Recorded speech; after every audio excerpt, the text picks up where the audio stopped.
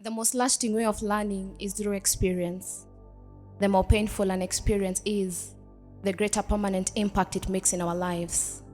See, I have gone through pain, and it's not easy when you're overwhelmed with heartache, and your heart races whenever you imagine what you're going through, and you have all this question in your minds, and God seems quiet on you. Why has God allowed such a painful thing to happen? Does He not care? Well, I'm sure you have all felt a little something like this at one point of our lives, and if not, have gone through it.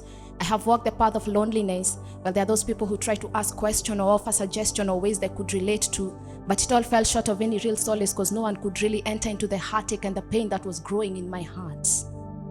I have learned when you're in pain, it matters how you respond to it, how you should respond to it, and what you learn from it. And sometimes it's better not to say anything, to just breathe and know that God is in control, for everything works together for the good of those who love God. And every good soldier must go through training. Yes, the process is ugly, but the results are beautiful.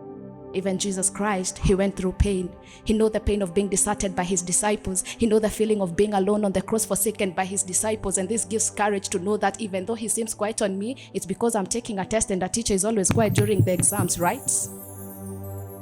You see, testing will always follow. Hence, when James said that consider it pure joy when you face trials of many kind, because you know that the testing of your faith will produce perseverance, and perseverance must finish its work so you may be complete and mature, lacking nothing. You see, it's very easy when it's said, but it's quite different when you're actually living in it, and you have to consider it as joy. I mean, there's no joy in pain, right?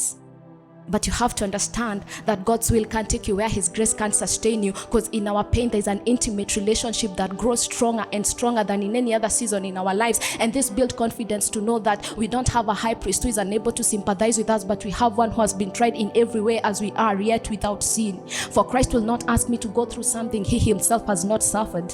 And those who have gone before me have endured similar or harder roads than I have in order to bring me comfort they received from Christ. And I can only imagine our biblical heroes of faith who endured hardship and pain. And I can only imagine Job, even though he did not understand why all these things happened to him, he refused to give up on God and say, should I only serve God in good times and not bad? Though He slay me, I could only hope in Him. And I can only imagine Abraham being tested to give up his only son of promise, the pain in his heart thinking about it. And I can only imagine Naomi, the pain of losing a husband and 2 sons. And I can only imagine Paul being beaten to death yet returning there. And I can only imagine standing before my Maker answering whether I pressed hard enough. And I can only imagine when it dawns on me that Christ will allow us to feel alone, to drive us deeper into His word and prayer in search of a hope-filled and life-giving oneness in Him, because He knows we can't find comfort in anyone else, for He is God of all comfort. He alone knows my heart. He alone knows my desire. He alone knows my emotion. He alone knows my pain, and only Christ can fill the deep holes left by heartache of life. And when you realize that only Christ can take us into eternal comfort, then we free people from meeting our expectation, because pain changes people. It can change you to be a better person or a bitter person. Therefore, let it go and let it make you better. For sometimes this blessing, they come in pain. And Christ will not bring pain in the life of His children without a purpose, for the pain you feel today is the strength you will feel tomorrow. So whenever you, as a Christian, find yourself going through trials, it makes you to go back to the path of righteousness.